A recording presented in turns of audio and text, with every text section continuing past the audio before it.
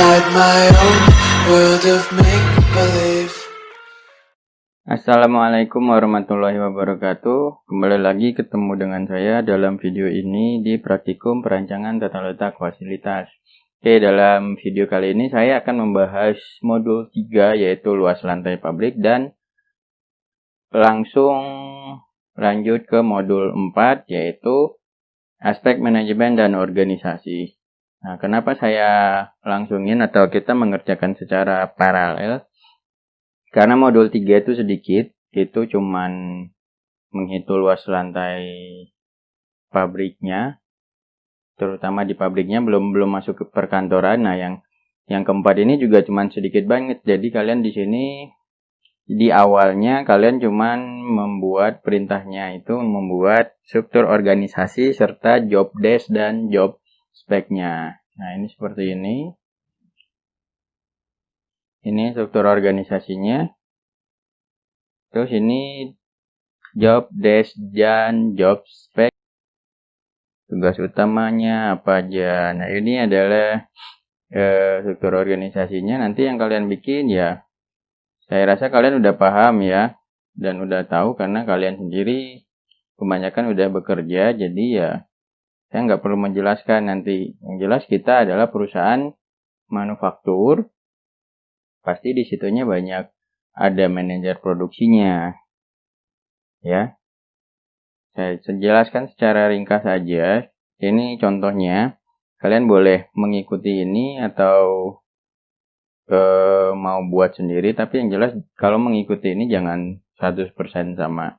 Oke, ini terdiri dari direktur utama, pemegangnya, terus di bawahnya ada sekretaris, terus di bawahnya lagi ada general manager. Nah, general manager tentu membawahi manajer, tentu di bawahnya ada manajer. Nah, di sini biasanya banyak yang langsung dari manajer ke staff. Ya, saya harap jangan ya, karena kita perusahaan yang manufaktur. Jangan sampai manajer itu langsung atasannya itu staff. Staff itu langsung atasannya manajer. Karena banyak bagian-bagian seperti ini nih. Manajer produksi. Manajer produksi kalau dia langsung megang staff itu terlalu banyak kerjanya. Ada staff planning, production, ada pengadaan. Terus belum lagi R&D dan QC. Jadi nanti di atas staff itu harus dibagi lagi menjadi ke kepala logistik, ke kepala bagian, gitu. Nanti di atasnya kepala bagian baru manajer logistik. Oke, itu aja penjelasan untuk ini. Job description ya, saya rasa kalian yang udah kerja tentunya pasti udah paham banget dong. Udah bisa mengerjakan job description dan job speknya ya. Atau kalian bisa nyomot-nyomot dari internet boleh. Oke, lanjut ke modul 3. Di sini kita membuat atau menghitung luas lantai produksi. Berbicara pabrik ya pasti kita harus di pabrik tersebut ada lantai produksinya, ada gudangnya. Gudang juga terbagi dari dua kan, gudang barang jadi sama gudang finish good sama gudang material gitu. Belum lagi lantai produksinya ada lantai fabrikasi dan lantai assembly. Gitu. Nanti kita akan menghitung 4 macam itu. Yang pertama adalah receiving. Receiving itu gudang bahan baku. Yang kedua fabrikasinya. Yang ketiga assembly-nya. Yang keempat adalah shipping. Shipping itu adalah gudang finish good atau gudang barang jadi. Oke. Nanti laporannya berbentuknya seperti ini. Jadi dia per bab itu langsung ada teori. Nah, kalau misalnya tabelnya muat di sini ya dicantumin di sini. Cuman kalau tabelnya terlalu besar untuk di sini, ya udah disimpan di lampiran aja juga nggak masalah seperti ini. Hasil pembuatan fabrikasi. Ini seharusnya hasil perhitungan fabrikasi, tabel hasil perhitungan fabrikasi dan assembling terlampir pada lampiran, jangan pembuatan ya. Ini saya memberikan contohnya dari laporan cutting, cuman masih ada yang salah-salah. Hasil perhitungan. Ini di sininya pakai tabel. Tabel hasil perhitungan fabrikasi dan assembling terlampir pada lampiran gitu. Ya.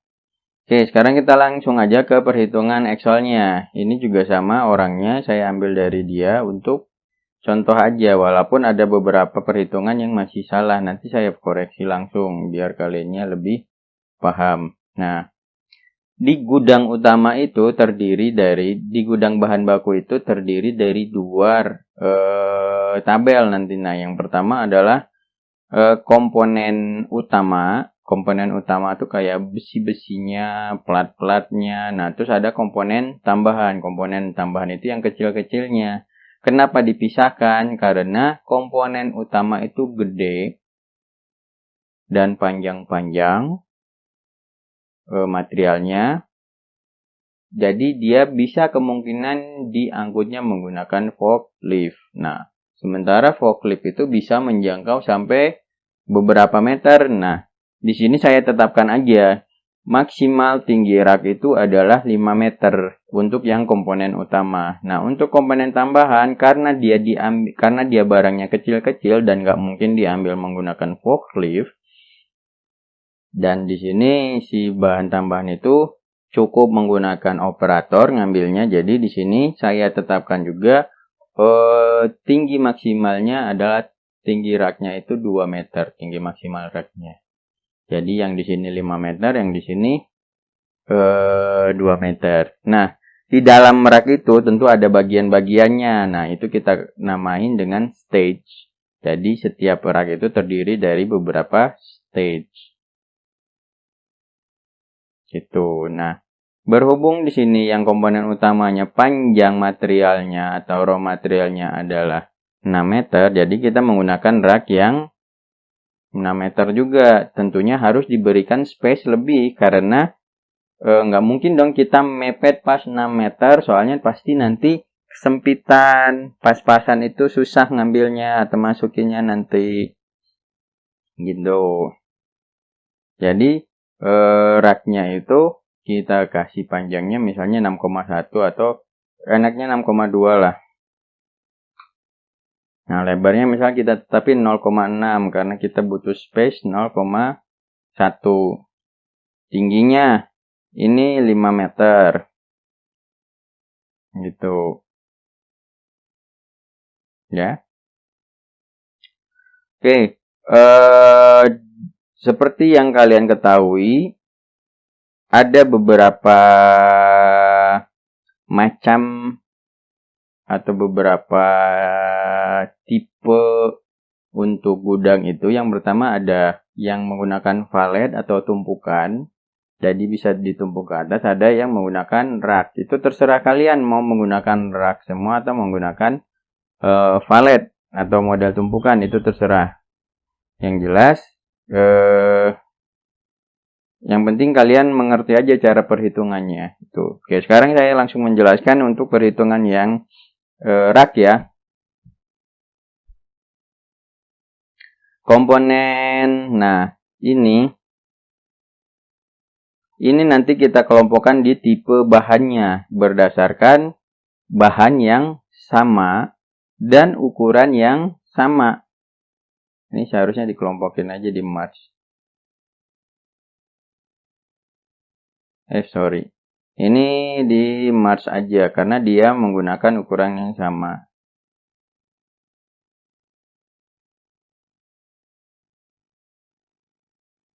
Jadi gitu ya. Dikelompokkan dari bahan yang sama dengan ukuran raw material yang sama.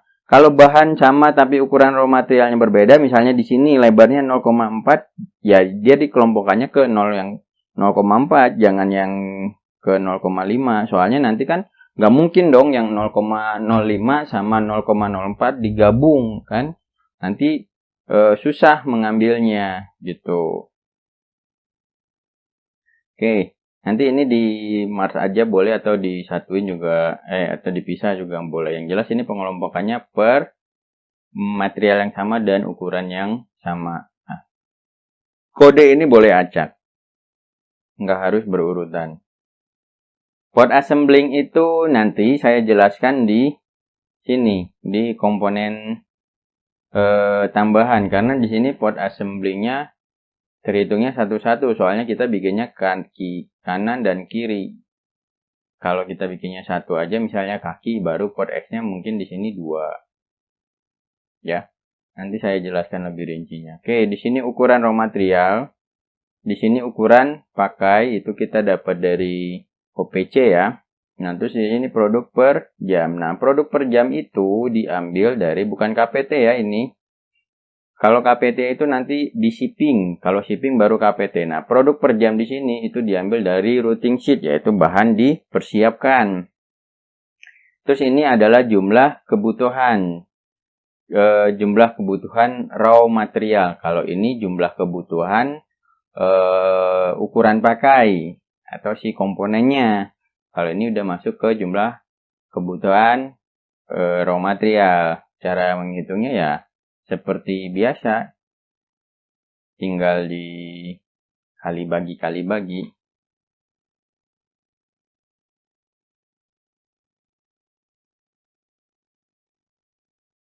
Nah, misalkan kan ini kan karena ukuran yang sama ya kita ambil yang panjangnya aja ya buat menghitungnya. 6 meter dibagi dengan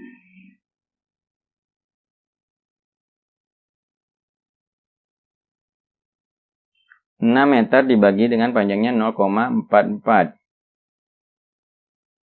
Nah, dapatlah 13. Berarti yang dipakai adalah 13. Nah, sementara produk per jamnya atau bahan yang dibutuhkan per jamnya adalah 127. Berarti tinggal dibagiin aja kan. 127 dibagi dengan 13. Sehingga dapatnya 9,7. Nah, kita nggak mungkin dong beli material ke supplier, Om beli besi 9,7 batang. Nggak mungkin. Berarti kita harus ngeran up menjadi 10. Itu. Jadi sini 10. Kayak begitu juga selanjutnya. Nanti rumusnya ya terserah kalian mau masukinnya kayak gimana. Nah, ini adalah material 5 hari. Tinggal dikaliin aja. 10 dikaliin 8 dikaliin 5. Kenapa 8? Ya, satu hari itu 8 jam kerja rata-ratanya. Nah, ini adalah panjang untuk si raknya. Ini kita kasih 0,2. Terus di sini model tumpukannya.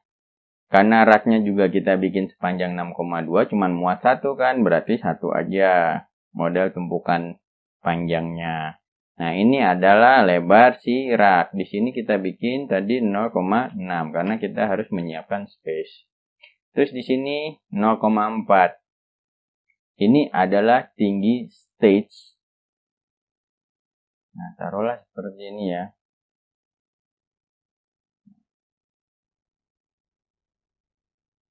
Nah, yang dinamakan stage itu adalah ini. 1, 2, 3. Ini ada 3 stage.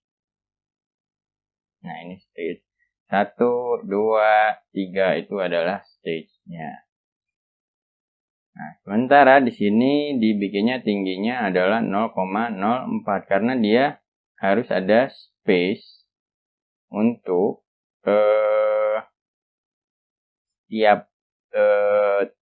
setiap ini tuh ada space-nya. Cuman di sini kita bikin ini aja. Ini tinggi stage-nya kita bikin 0,9. Kita bagi 5. Kita bikin sini 0,9. 0,1-nya dibikin space untuk mengambil atau menyimpan. Ya. Kita bagi 5. Biar dia 5 meter pas.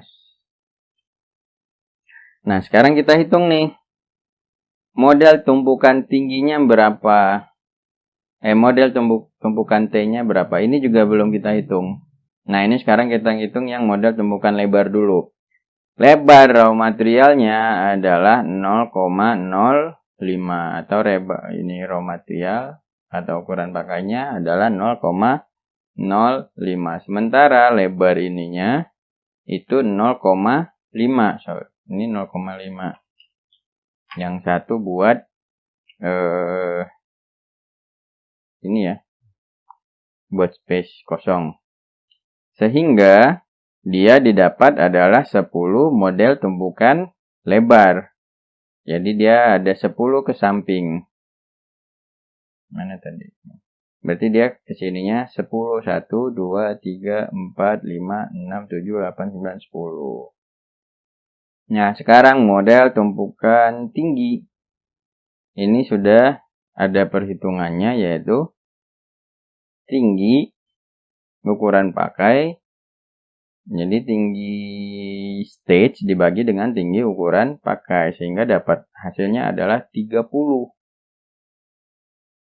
Nah, dari perhitungan ini sehingga didapatlah isi maksimal per stage itu adalah 300 batang besi.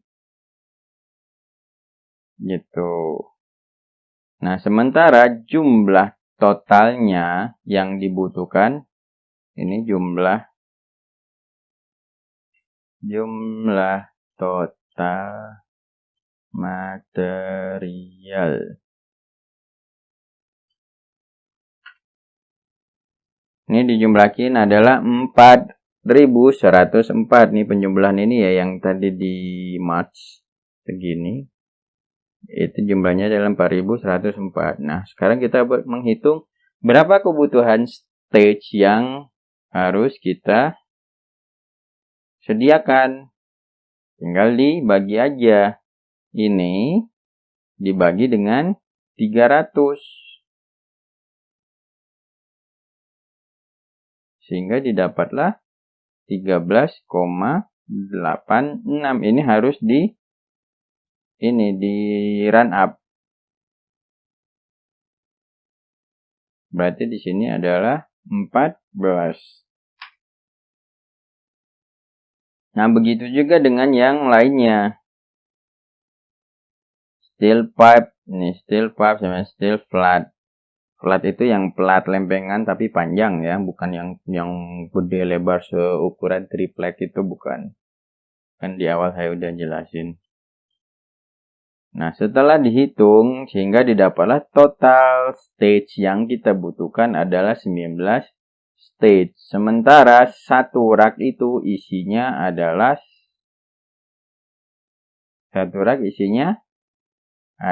5 stage. Sehingga jumlah rak yang kita butuhkan adalah 4 rak. Nah, sekarang kita menghitung luasnya. Oh iya, luas total. Luas total 4 raknya sekian. Nah, terus ini ada allowance. Apa sih gunanya allowance? Allowance itu gunanya untuk jalur material handling. Kalau kita cuma nerapin ini, material handlingnya di mana jalurnya? Gitu.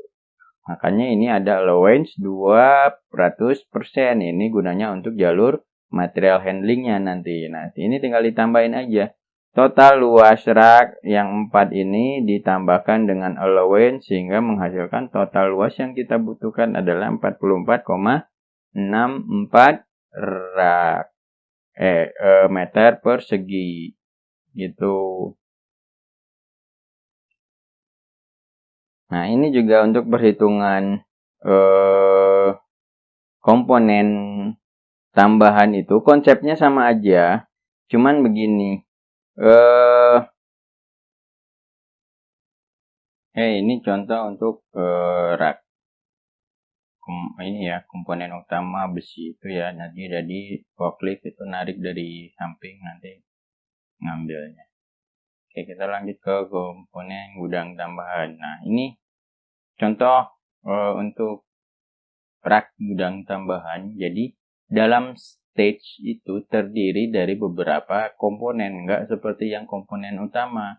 Satu stage itu full untuk satu komponen dengan ukuran yang sama. Kalau ini enggak, dia harus dicampur. Karena apa? Karena nggak mungkin dong misalnya kalian punya stage atau rak dengan ukuran 2 kali 2 meter kali 0,6. Lebarnya itu 0,6 maksimal ya, karena jangkauan tangan orang itu ya rata-rata 0,7, 0,6 sampai 0,7 lebih mungkin. Cuman kita ambil 0,6 aja untuk menjangkau si ke dalamnya. Itu. Nah, nggak mungkin dong kita di sini misalnya 2 meter, di sini misalnya 0,5 meter. Nah, sementara kita materialnya cuman kecil, cuman seukuran segini. Itu kita pakai satu stage semua. Misalnya dusnya ukurannya segini. Nggak mungkin dong, ya. Jadi makanya dalam satu stage ini untuk beberapa item atau komponen. Nah, gimana cara baginya ya? Cara baginya gampang. Kita hitung aja per stage, nanti butuhnya segimana, atau ini kita hitung satu-satu, ini full misalnya udah full, nah berarti batasin segini, ini untuk yang lain gitu. Seperti di contoh inilah nih, ini terdiri dari beberapa komponen kan, bukan satu komponen saja. Ini saya, nah ini juga ini terdiri dari beberapa komponen, bukan satu komponen aja. Ini juga terdiri dari beberapa komponen, bukan satu komponen aja. Jadi kebanyakan kesalahan perhitungan tuh di situ. Mereka menganggap sama kayak komponen utama. Jadi satu stage itu isinya full satu item. Enggak. Kalau kalian mau caranya seperti itu, ya udah dibagi aja. Stage-nya dibanyakin, cuman nggak kelihatan. Maksudnya ini satu stage ini dibagi lagi menjadi 3 misalnya, seperti ini. Yang berarti ini 1, 2, 3. Berarti totalnya misalnya 5 kali 2 meter berarti 4. 4 kali 3, 12. Berarti totalnya ada 12 stage. Nah, itu boleh kalian isi. Misalnya ini cuman segini, terisinya nggak masalah lah. Soalnya dia nggak banyak banget. Ini bisa untuk 3 komponen gitu. Misalnya ini udah terisi. Ini juga udah terisi. Jadi total stage-nya dalam rak 2 kali 2 meter kali 0,6 itu ada 12 misalnya. Iya benar, 1, 2, 3 kali 4. Ada 12 stage misalnya. Tuh. Yang penting jangan sampai satu stage ukuran 2 kali 0,5 itu cuman isinya 1, sementara misalnya ini terisi 1, sininya kosong semua. Kosong. Nah, jangan sampai seperti itu. Jadi kita bagi aja ke stage-nya menjadi lebih banyak. Gitu. Nah, cara membaginya ya cari komponen yang paling besar atau panjang. Misalnya di sini yang paling besar itu adalah mata pisau kalau nggak salah. Mata pisau itu ukuran panjangnya 0,8. Mata pisau 80. Nanti kalian cari sendiri aja ukuran-ukurannya. Ini mata pisau oke lah, mata pisau cuttingnya si circular saw itu oke lah segini ukurannya, misalnya nggak nyampe, paling 50 cm, 0,5. Oh ini sanding dish 1,5 sanding dish, yang mana ini sanding dish circular saw?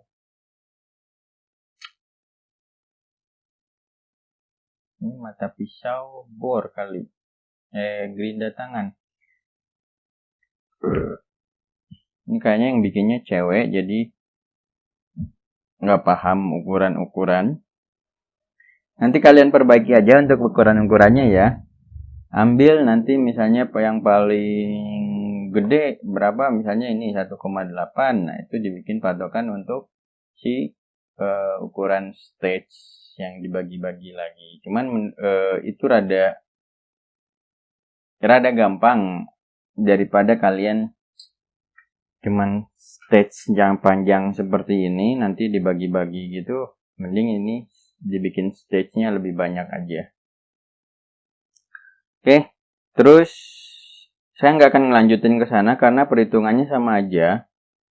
Tuh, nggak ada bedanya. Paling nanti ya itu kalau kalian mau, saran saya membagi stage-nya lebih kecil.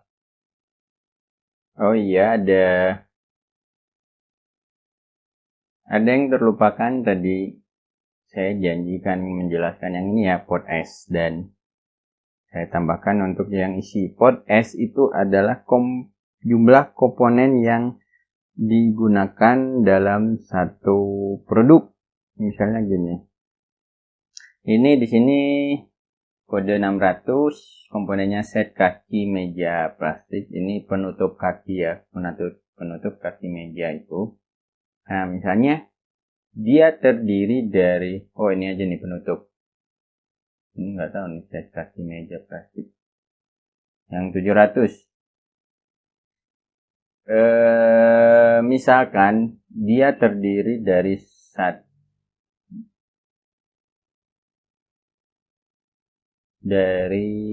satu set itu misalnya ya 1 gitu misalnya. Itu ada plastiknya misalnya. Nah, dalam satu meja itu kita butuh 4 set misalnya ini. Nah, berarti di sini pot S-nya adalah 4. Nah, isi ini adalah isi dalam ukuran raw material. Misalnya kita beli pasti per dus ya. Dalam satu dus itu misalnya isinya 100. Berarti di sini isinya adalah 100. Ini ukuran raw material itu adalah ukuran dusnya. Kalau kita beli dusan berarti ini ukuran dusnya. Ini ukuran pakai itu ukuran si penutup kakinya. Gitu.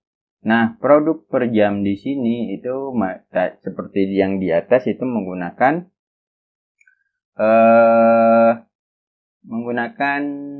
yang di routing sheet, yaitu bahan dipersiapkan. Nah, untuk yang jumlah kebutuhan ini itu seperti biasa, itu jumlah kebutuhan totalnya, yaitu produk per jam dikalikan dengan 4. 4 itu ya jumlah kebutuhan pot S-nya kan, per satu produk itu butuhnya 4 set penutup kaki meja. Berarti tinggal dikaliin. Nah, ini jumlah kebutuhan dus itu adalah jumlah kebutuhan raw materialnya, jumlah kebutuhan dusnya. Tinggal dibagiin aja kan, 532 dibagikan dengan 100. Hasilnya 5,32, berarti kita harus beli 6 dus per 5 hari. Gitu. Per 1 hari berarti ini. Nah, ini untuk 5 hari. Langsung aja nanti. Kalau misalnya mau langsung, dikalikan aja. Nah, ini kenapa dia diginiin dulu. Kalau dikalikan langsung, itu hasilnya bakal lebih besar. Karena dia langsung dus. Sementara ini kan cuma 5,32. Jadi dia dikalikan itu. Jadi ini nggak perlu. Kalau menurut saya ini nggak perlu. Langsung aja ke sini. Gitu. Jadi ini dikalikan 5 hari baru dibagi dengan jumlah dusnya. Berarti butuhnya adalah 2013 dus. Gitu ya. Nah, ini kita mulai masuk ke perhitungan luas lantai fabrikasi. Jadi karena kita layoutnya by produk, jadi by produk itu kalau berdasarkan alirannya adalah aliran proses. Flow-nya itu proses. Jadi bukan layout by proses ya. Jadi satu komponen itu misalnya untuk sampai ke assembling, sebelum assembling itu melewati beberapa mesin misalnya. Kayak seperti ini. Ini melewati misalnya komponen 100 itu melewati 3 mesin. Berarti departemen di 100 itu terdiri dari 3 mesin. Beda kalau dengan layout by proses. Kalau layout by proses itu setiap departemennya itu terdiri dari satu mesin yang sama atau setipe atau satu family atau satu proses. Misalnya mesin bubut isinya itu mesin bubut semua. Mesin cutting isinya mesin cutting semua untuk memotong. Mesin las isinya mesin las semua. Nah, kalau di layout by proses itu departemen 1 ya itu khusus untuk membuat komponen departemen 1. Biarpun dia berbagai macam mesin, yang jelas itu untuk khusus untuk membuat departemen 1. Departemen 200 nggak boleh masuk ke departemen 1. Gitu. Walaupun prosesnya hampir sama, ada yang berbeda satu, nggak boleh. Tetap departemen 200 ya bikin sendiri departemen gitu. Nah, ini dibuat seluruh mesin fabrikasi dimasukin ke situ. Nah, terus nanti tinggal ini aja, misalnya departemen 100 dia melewati semua ya, isi semuanya, kuantitinya berapa, volumenya berapa, nanti volume nggak usah dihitung, luas aja yang dihitung sebenarnya sih. Nah, kalau dia nggak melewati kasih aja 0. Tuh seperti ini 0. Itu aja. Nah, terus untuk dimensi jangan ngambil ukuran mesin tok. Misalnya circular saw itu, kalau kalian tahu bentuknya itu, paling ukurannya paling gede itu berapa ya? 0,8 kali 0,5 meter mungkin. Cuman di sini dia dikasihnya 6 dikali 1,5. Kenapa 6? Karena ada luas area. Luas area si raw material. Nggak mungkin dong kita cuman pakai misalnya 1 meter. Sementara panjang ininya 6, panjang raw materialnya nanti kena mesin yang lain. Jadi makanya di sini dikasih 6. Kalau bisa lebih. Bukan kalau bisa, mending lebih. Misalnya 6,5 misalnya. Saran saya sih dilebihin aja. Seperti ini lebar, dia udah dilebihin. Untuk lebar itu ada luas area mesin, material, dan operator juga di sini dikasihnya. Mesin misalnya cuma setengah, terus area penyimpanan untuk WIP-nya material, terus ada area untuk operatornya misalnya itu. Nah, terus di sini ada bench drilling. Oke, karena dia udah terpotong kan dari circular saw kan dia udah terpotong, berarti dia nggak perlu 6 meter lagi, 6 meteran lagi, karena dia udah kecil-kecil. Nah, di sini dikasihnya 2 meter. Ya tergantung ukuran maksimalnya berapa sih yang melewati ke situ. Nih. 1 meter. 1,2. Nah, di sini dikasihnya 2. Sementara mesin bending bench drilling itu kecil juga, segede sama circular saw, cuman dia bench drilling itu karena ada mejanya. Ini dikasih luas area untuk operator dan materialnya. Oke. Seperti itu ya, ini luas totalnya. Dihitung volumenya boleh, enggak juga enggak masalah sih.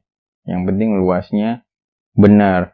Nah, di sini ada 2 penambahannya, yaitu toleransi dan allowance. Kenapa ada toleransi? Toleransi itu bisa digunakan untuk jika kedepannya ada penambahan mesin lagi.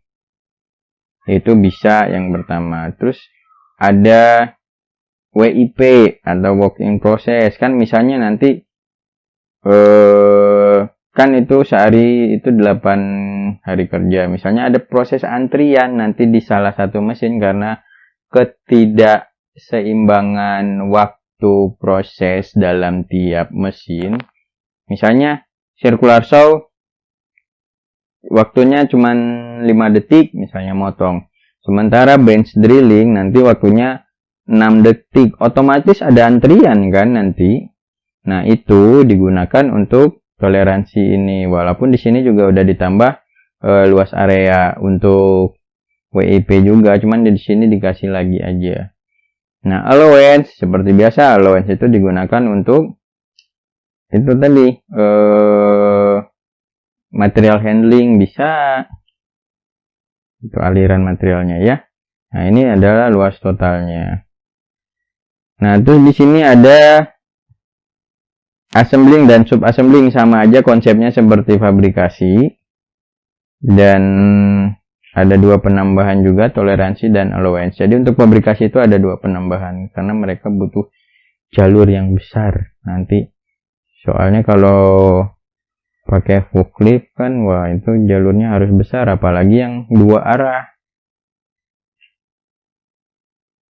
Oke, yang terakhir adalah menghitung shipping.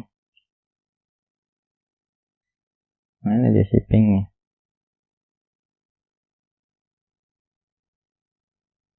Ini apa? Oh, ini untuk komponen yang kan ada 2 produk. Jadi tadi yang pertama produk misalnya meja, yang kedua kursi. Nah, ini untuk shippingnya. Kalau untuk shipping udah cukup 1 aja. Ini kan meja dan kursi. Nah, sama aja sih konsepnya. Jadi terserah kalian mau model rak, mau model tumpukan palet ditumpuk, itu terserah kalian. Saya nggak akan mengganggu. Yang jelas perhitungannya harus benar aja dulu. Gitu. Nah, ini lebar itu dipakai lebar si mejanya. Misalnya yang paling lebar itu mejanya misalnya lebarnya 0,5 ya, berarti di sini 0,6. Tingginya juga 5 karena tadi udah saya bilang tinggi maksimalnya adalah 5. Nah, di sini tadi juga saya sebutin produksi per jamnya itu udah make yang KPT. Kalau yang tadi di gudang itu, apalagi gudang bahan baku itu menggunakan bahan yang disiapkan. Karena apa? Lebih ke bahan yang disiapkan pastinya lebih gede. Karena kan tadi ada perhitungan scrap dan ada perhitungan efisiensi mesin yang 80%. Ada perhitungan itu, jadi dia beda dan lebih gede. Nah, ini udah produk jadi, berarti udah fix kita menggunakan KPT di sini.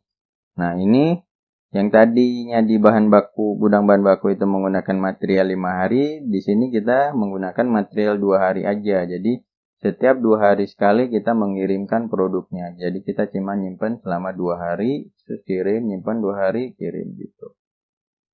Nah, perhitungannya sama aja. Nanti saya berikan contoh tabelnya. Udah saya berikan ya di e-learning contoh tabelnya. Nah, yang terakhir adalah kalian menghitung,